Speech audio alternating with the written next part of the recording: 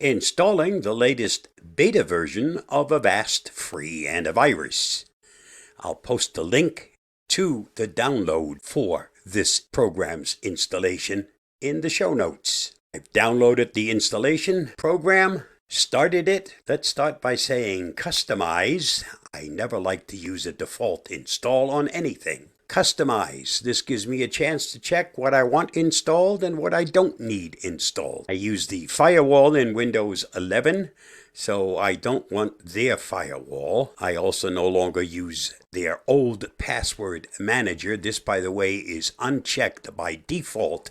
If you still use their password manager, make sure you check this so you don't lose any of the information about the passwords you've used in prior versions. And I don't need the cleanup. Those are all the changes I'm going to make. So let's hit the install. Once the installation's completed, a restart is needed. And we'll take a look at it once the system's been restarted.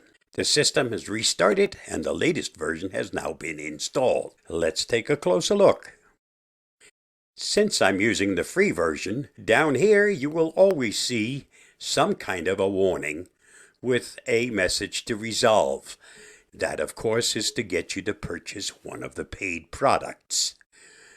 I'm not worried about it being able to see my IP address. It's not that important. Besides, if I want to hide it, that's what they make a VPN for. You'll notice status has a green check next to it, which means we're up to date. Everything's running like it's supposed to. There's a new under protection, so let's go take a look. New is bank mode. Bank mode means you have to have their secure browser installed. Happens to be an excellent Chromium-based browser.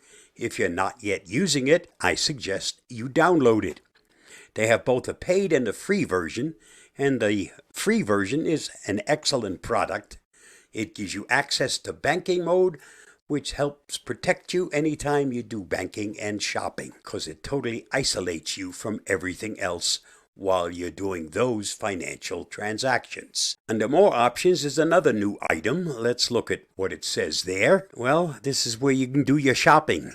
Since I intend to continue using the free version, none of those items interest me.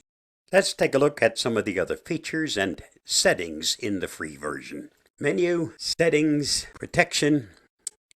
Here's what comes standard in the free version. Full antivirus, targeted scans, Explorer scans, boot time scans. That's under the virus scans.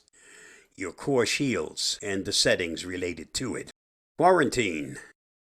If it catches something, this is where it will put that item that's considered to be dangerous to your system. It goes into the quarantine folder. Network inspector and the settings.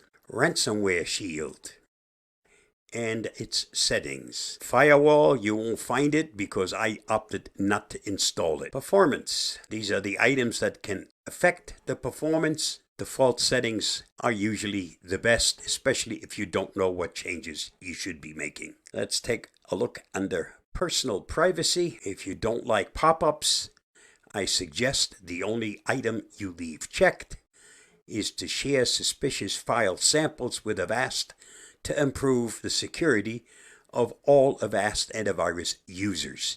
So if you're the first one to run into something that Avast can't protect you against, at least it'll help to protect the other users, because detection for it will be sped up through you submitting that information to Avast. Won't help you any, but it will help the rest of the community. Under troubleshooting, passive mode means your antivirus program really isn't doing anything, but you can still use on-demand scans. Here you can also do a repair if something's not working right, or if there's something you unchecked that you really wanted to include with the installation.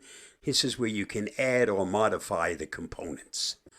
And that's just a quick look at the latest beta version of Avast. Stay safe, stay secure. I hope that helps. Bye-bye, and thanks for watching and listening.